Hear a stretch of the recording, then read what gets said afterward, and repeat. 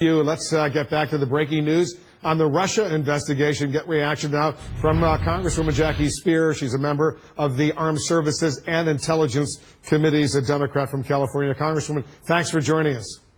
My pleasure. So what's your reaction to the breaking news? You heard it at the top of the hour that Russian intelligence tried to infiltrate the Trump campaign.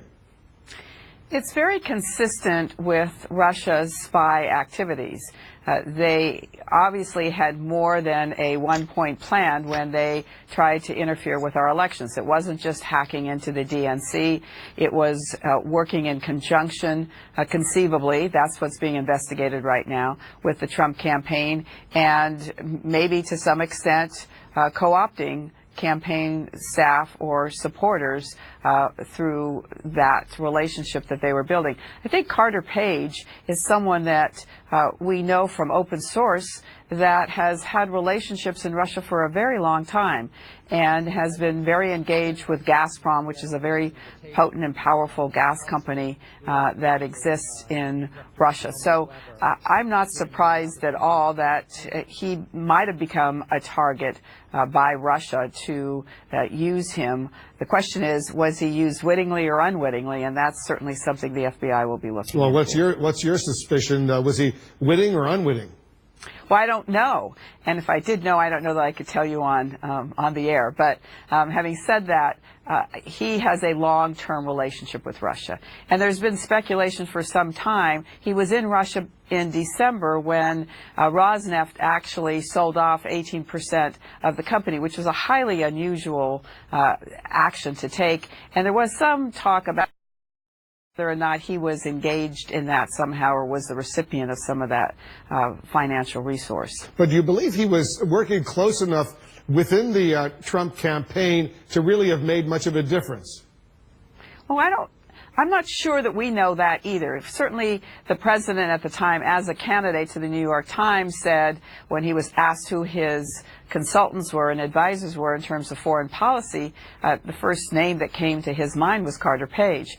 Now, subsequently, he tried to diminish Carter Page's role, but again, that happened at a time when everyone started looking at the relationships that Carter Page had with Russia. Yeah, just to be precise, I think it was with the Washington Post. He mentioned Waleed Ferris as a national security advisor. Then he mentioned Carter Page as well. But do you suspect anyone else in the campaign might have been a target of this kind of Russian infiltration?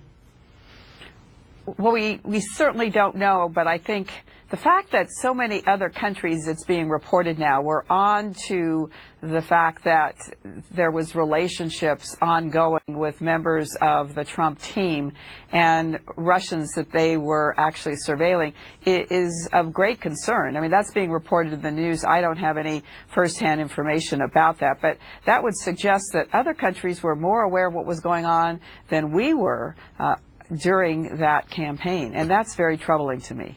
After the former House Intelligence Committee chairman, he's still the chairman, Devin Nunes, after he canceled hearings, as you well remember, and since then he's recused himself, your committee has now rescheduled private testimony, closed-door testimony from the FBI Director James Comey, the National Security Agency Director Admiral Mike Rogers, but also open hearings that are now scheduled for May 2nd with the former CIA Director John Brennan, the former Director of National Intelligence James Clapper, and the former Acting Attorney General Sally Yates. So what questions, Congresswoman, from your perspective, need to be answered? Well, certainly in closed session, we want to have a more detailed understanding of what the FBI knew and when they knew it, and the extent to which they will share that information with us in closed session is something that we'll have to wait and see.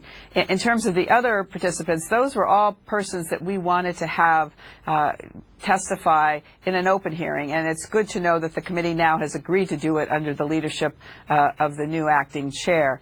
I think what we want to find out from those individuals is, to what extent was Michael Flynn engaged in activity that was without portfolio. By that I mean was negotiating with the Russian ambassador and trying to talk to him about reducing the sanctions on Russia due to their activities in the Ukraine and Crimea. I think there'll be many more questions we will be asking, but that will be something that we'll be doing in open session, which is a very good thing for the American people. I want to move on to some other issues, Congressman. Very quickly, do you have confidence in the separate, ongoing FBI investigation under the leadership of the director, James Comey? I have no reason to doubt that their investigation is one that is intense and comprehensive. Again, my question will be why we weren't more aware of what was going on than some of the countries in Europe at the time.